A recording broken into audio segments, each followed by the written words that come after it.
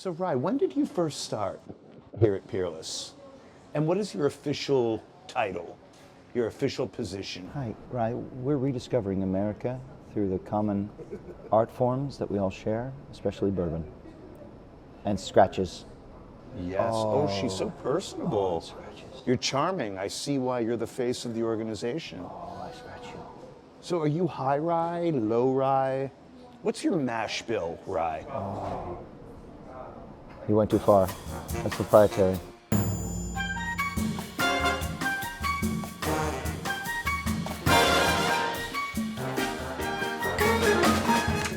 Picking up where we left off with founder Henry Craver and the invention of Peerless Distillery.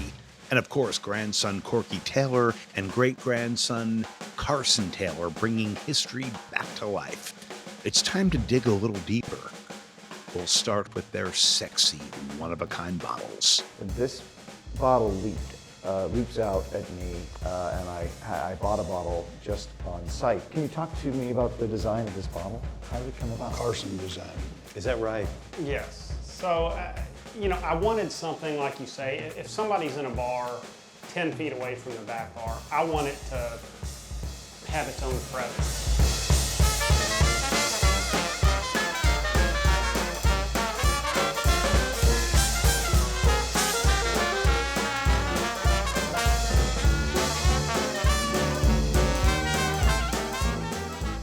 First year this was out, it went to the National Packaging Spirits Awards, and the first time ever it won all three. It won Best Bottle, Best Label, and Best Clothing.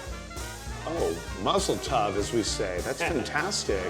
My kids, my grandkids use that bottle, that cork, that just stands out long term. Speaking of, so the liquid inside, are these recipes from back in the day? Are these new recipes? We've had it tested to see what the original mash bill was, but we decided to go, a different route. Within the first couple weeks we were running here, tried multiple distillations, and you can get a lot off the White Dog or the clear spirits coming out, and settled on this. We taste through every barrel. You can have two barrels. We barrel about 12 barrels a day. And you can have two that were distilled on the same day, put in barrels right next to each other, and taste totally different. If it has a really, a distinct flavor or profile that we're going for, we'll use that as a single barrel. So it's one barrel, approximately 180 to 200 bottles out of that barrel. And that's it, right? I mean, that's the output. Once it's gone, it's gone. So you do 12 barrels a day. Correct. Mm-hmm. There's four of us. People, There you go. people love, is that, will you not push that envelope? A lot of places will make more in a day than we'll make in a year, but as Dad says, how many cheeseburgers can you eat? How big do you want to be? Yeah. There's a great pride, though, in keeping it as a craft distillery and keeping it small. And Absolutely. And keeping it as a family. You bet. I mean, I have a lot of people call me, come by and see me. They want to put up money. They want to. You can be twice as big. You can be 4 times bigger. We'll fund the money. You've got the reputation. I'm not looking for a boss. I love it. You guys made me nostalgic for my family's business. I actually left I was a third generation at my grandfather's company as a machinist company in Cincinnati. Really? I was being raised as the CNC guy, and my brother was raised as the lathe guy. Yeah. So we were both coming up, and my dad runs it now, and I was in line to take it over, but then my music started to kind of take off, and I went down to the bar with him and had a beer, and we talked about it, and he told me to chase it. So Yeah. you say your kids come in here and push beer. Like I'm 36. I worked with him for 17 years. Yeah. Like I was in there as a teenager. What a working young stuff machinist like to that. walk away from that. My best friend owns Stamler Machine here in town. He's 4th generation, and he has a son. And they're the largest machine shop in Louisville. But in their shop, everything says, Cincinnati. Because that was a big, not only tool and die builder, but a lot of machine shops up there. So now it's all my brother's problem. Yeah, well, but you will always have a job because Ross is always looking for young machinists. They're all, no one wants to older, do it anymore. Yeah, and it's tough to find. So that's neat. You never know. You might always get. I never thought I'd be in the distilling industry. I thought I'd be building houses the rest of my life. That's my dad told me. He's like, you know, if you ever want to come back, the shop's It's here always for there. it. So. Yeah, that's neat. That's awesome. Really cool. You guys, you talking about having lunch together? Like, I'm like, man, I kind of miss it. You know? Right. Yeah. It'll always be there. Do you want to call Dad? Take 5 minutes.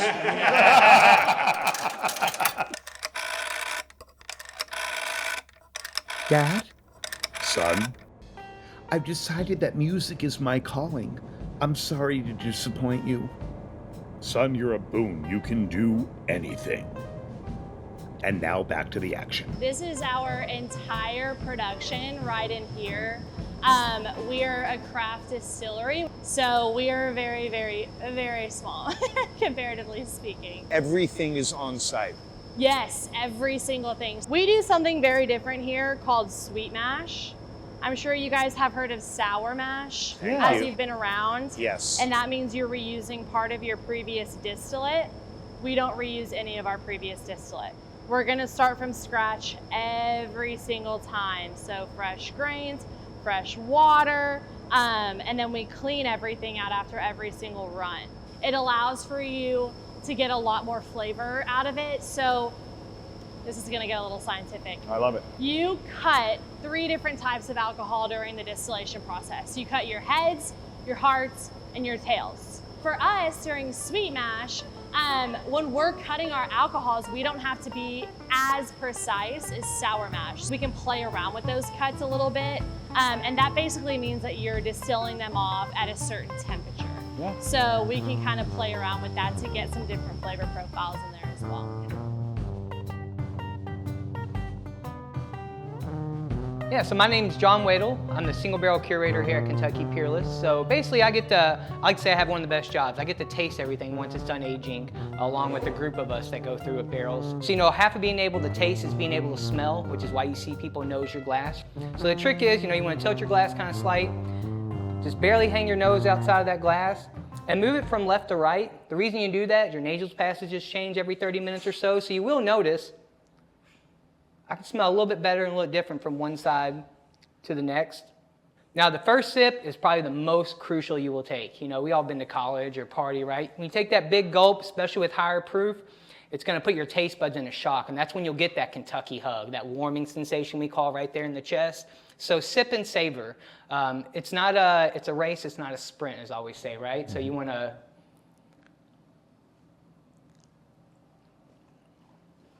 just a little sip, just enough to kind of cover your taste buds, let it kind of roll back. Now with double oaks, if you're not familiar with what a double oak is, basically it's just been in 2 brand new charred oak barrels. How do you know when to transfer from the one oak barrel to the next? We do everything off our palate. So there's about 4 of us, 4 or 5 of us. Christina's one of those ones as well. She'll come in. She helps name these beautiful single barrels too. We don't add any flavor, but they're fun little ways when people come in, they want to try something, or maybe you want to buy something, but you don't have time to taste. So what y'all think of the first one? Good? Oh, great. See, it's got definitely, as you notice, we taste through the double oaks are going to have a heavier mouthfeel to them, a lot of viscosity, a lot of dark, kind of almost like I would say it's like a savory note, right? It gets it watering a little bit. Now the next one we're going to try, this is a single barrel. Now this one's 109 proof, and it's called Spiced Sugarcane. Now a great thing to do, if you still have some in your first glass, once you nose the second one, this is our single barrel. Oh, it smells fantastic. Oh, wow. And then go back and nose the first glass.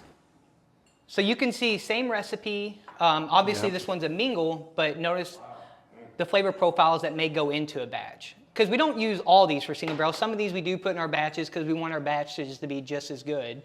Cheers. Cheers. To your single barrel. Oh, wow.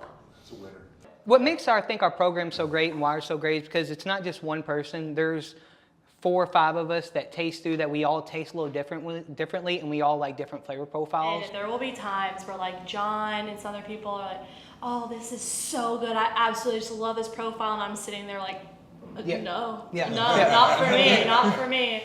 But So it's what great. happens when you have that sort of disconnect? Why do I feel like Christina wins? Because you're smart. You can see it right now that she wins. Yeah. Actually, it's really fun because even though it might not be my profile, I don't ever think it tastes bad. It's just something that they prefer. All right, we're moving on now to Oh, yes. double oak Yes. You're double oak rye now. So we went from bourbon, now we're headed over towards the rye. Our rye is what we call a bourbon drinker's rye.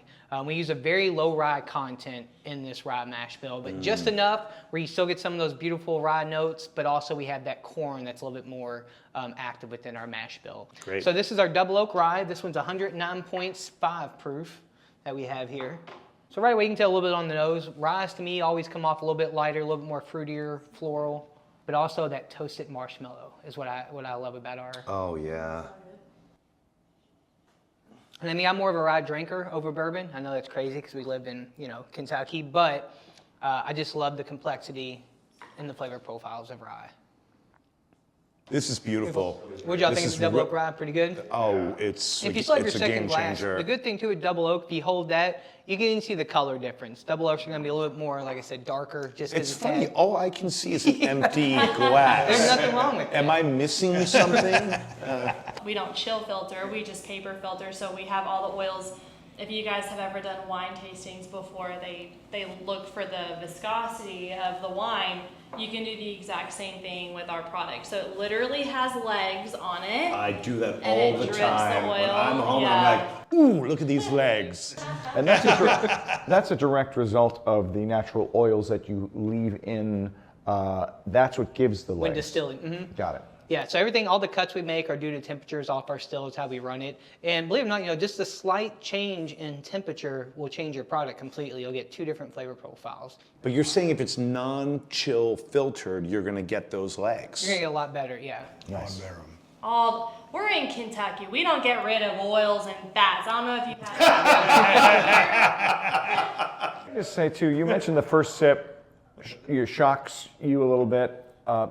It took me a while to realize that the first and the second sip can be widely different. The second sip, I really taste the flavor. And the third and fourth is usually, in my experience, like that little sweet spot when your palate's warmed up, you're ready to go. So anytime before we taste barrels, we do what we call a swisher. We find one, we sip on that for a minute, spit it out, sip on it, come back like 10 minutes later after our taste buds have kind of like woken up a little bit too. We always say the first sip is never good. Yeah. Like in the morning, we have tours that start at 10:30 in the morning, and we're like, just so you know, do not judge it off of the first sip that you take. Well, we may have unlocked that today because you warmed us up with some White Dog. I did. Ooh, okay, yeah. No. Doesn't get much better than that off the still. That comes off at about 130 proof. Do you guys want to try it? Yes. I'll tell you, woke everything up. Makes a heck of a margarita, but you only need like one. This has to be done. I am just a simple man. Here to represent the people of Argentina. Don't cry for me, Argentina. This would be Eva Perón's balcony.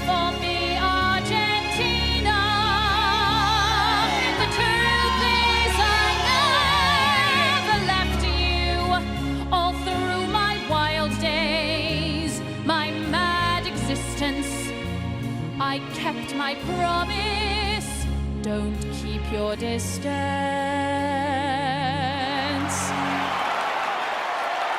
Taking a picture. I hate to interrupt the whiskey flow, but I can't help, Corky, but ask about your father and his connection, more than a connection, his partnership, work relationship with Colonel Patton. General George S. Patton, Jr., dedicated to glory and the victory that was won. The name, the symbol, the victories, our history.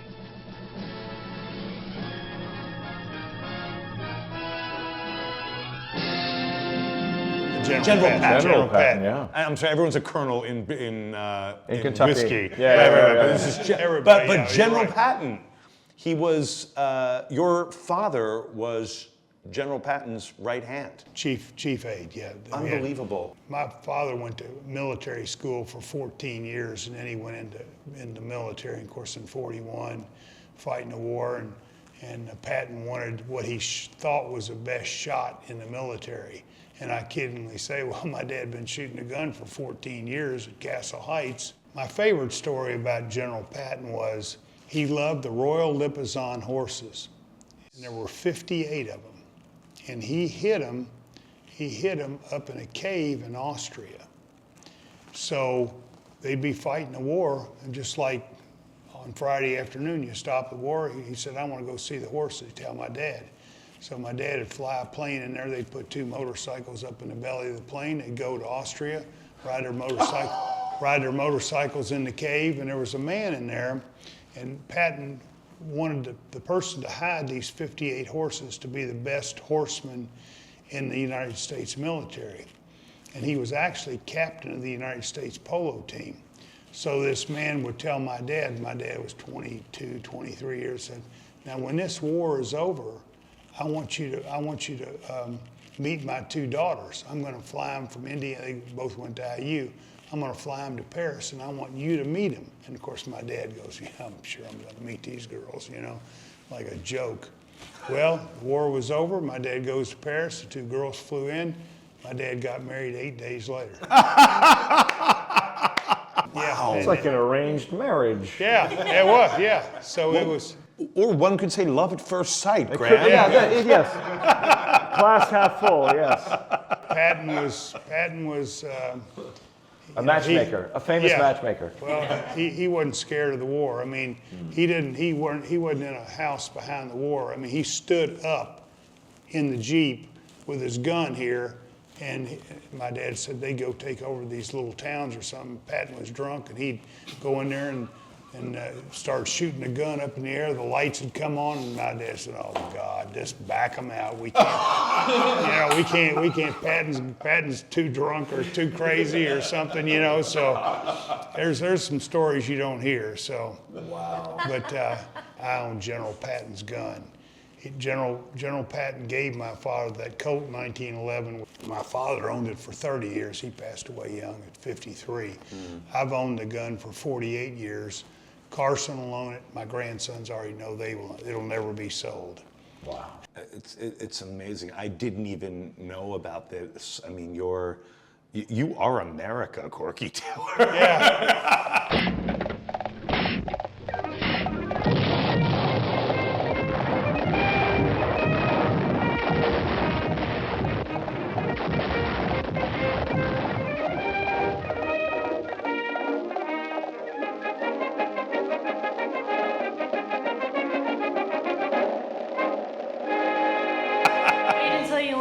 His military school experience. Yeah, I grew up in Hawaii, and my dad comes home and says, "You're going to go to military school." I said, "Dad, I don't want to go to military school. I'm a surfing boy. I live in Hawaii."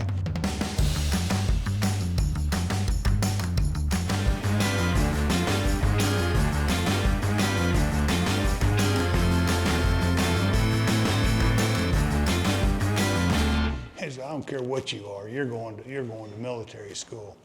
My dad dropped me off. I said, "Dad, I don't have any money." He said, "Son, they're going to give you a toothbrush, wool clothes, 3 meals a day. Get out of the car." Oh. Well, my 2 roommates at military school were the Allman brothers, Greg and Dwayne. Here, this book, Greg wrote about me in this book. And the reason he wrote about me was we got there on a Sunday, and by the next Sunday, we knew where the girls were. The girls were at the Dairy Queen. I said, "We're getting out of here." The Allman brother says, "We can't get out. We're locked in." I said, "I don't care if I'm locked in or not. I'm getting out of here." So we went back by the horse barns, climb a tree, go to the Dairy Queen. Girls were there, no money. This is 1961. The 3 of us couldn't come up with a dime to buy a Coke. So walking back, I said, "This isn't going to get it. Next week, we're going to have some money. I don't know where I'm going to get it, but I'm going to come up with some money." So I went around to all these rich boys and borrowed a nickel, dime, or whatever, and then I went down to the drugstore and I bought these little vials of cinnamon. I stayed in the cafeteria after everybody left, and I took these toothpicks and I soaked them in there and I sold them to all the rich boys. 10 cents a piece, 10 in the morning, 10 at lunch, 10 at dinner, $3 a day. Next Sunday, we had 20, we having a whole lot more fun at the Dairy Queen with $20. Then Greg wrote about me. I said, "Greg, you know that's not true." So I'm going to read this out loud. People did everything, man. They chewed tobacco, and there was one guy who would go to the drugstore and get oil of cinnamon and take toothpicks and soak them in it and sell those sons of bitches. This guy was a real go-getter. By the time he left that school, I don't know how much money he'd racked up, but he had it going. I said, I told Greg, I said, I had no money. I didn't have any. We spent it all. So that was, Wow. That's just wonderful. As an audiobook narrator, I have a few small notes. But it was pretty good. Thank you, Graham. I'm trying. so we had too much fun. All right, we're moving on now to Mitch's world right here. This one's our last one we have here. This is the single barrel rye, and this one's called Paloma. It's 109 proof that we have here. Then we have this one called the Hummingbird Cake, 124.7 proof. Whoa. That one came out as. Excuse me? So yeah, they're all, that's the highest one we've had to date though. Okay, hold on. Hummingbird Cake. So during this naming process, I will tell you how this went down because Seems like a point of contention. when our master distiller basically was like, this tastes like hummingbird cake, and John and I both go, are you 95 years old? What is hummingbird cake? And it's like a spice cake. Okay. Now, the more they drink, the crazier they get. So the names really escalate. Which is why the people that taste, we hand over the tasting notes because our names don't make it through selections, pretty much. We leave that up to the professionals. Yes. Understood. I'm getting that. Can I just point out something that I personally love? Often you'll read the back of a bottle and you'll see that paragraph that's written very romantically. The sun rises over the cornfield. Over the cornfields. Wind-swept corn. You can't put a 124.7 single barrel in front of Mitch. You gotta get your little and nip up. expect Yeah. him. There are rules. Yeah. Yes, and just be. I dare not even open this bottle. Go for it. No, my That's God. what it's I'm there like for. on. But Mitch has got to feel pretty good about So his purchases. nervous. So nervous. Yeah, because you haven't opened them yet.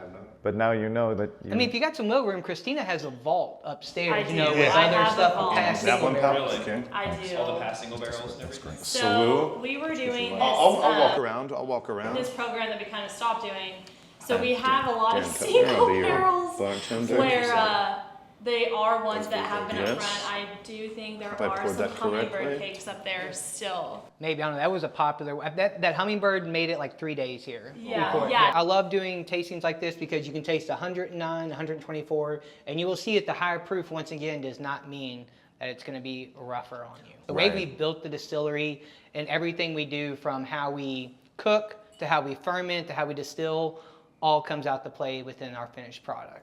I think that's what it's all about, to get people into our distillery. Everybody at the front desk says hello, welcome to Peerless. We're very friendly. Actually, the girl at the front, very rude to me this morning. I've never seen a kitty that you can just, she's a dog. Well, I shouldn't say that. I didn't mean that. I didn't mean that. Yes, it was the cat. I'm sorry. No, please, I'm sorry. I'm joking. So we've won awards, but we've got other stuff that people are interested in. We have a story to tell. We think we did it right. We didn't bring it out until it was ready. I waited for my father's birthday.